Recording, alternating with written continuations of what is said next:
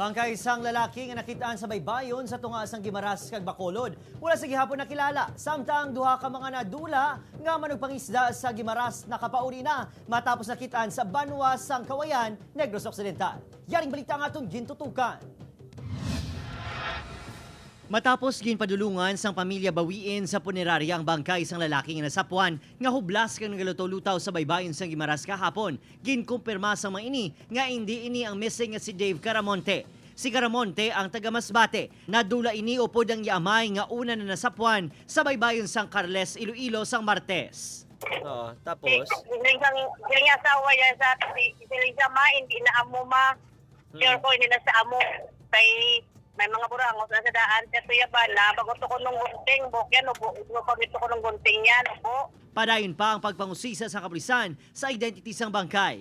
Hindi pa matumod kung ano kalawig ang hulton antes si palubong ang bangkay in kaso wala sang may mag-claim. Samtang, nakapauli na sa Daisifen, Malapitan, kag Modesto Balidyong, lunsay taga Nueva Valencia, Guimaras. Ang duha ka manugpangisda ang naubusan sang gasolina butang nga naanod ang ila sakayan kag nakalabot sa Banwa sang Kawayan sa diin sila ang gin-rescue sang bantay dagat. Sa bulig sang PCG Negros Occidental kag Guimaras, nakapauli ng duha sa ilang mga pamilya. Upod, Kirin Castillo, Adrian Prietos, 1 Western Visayas.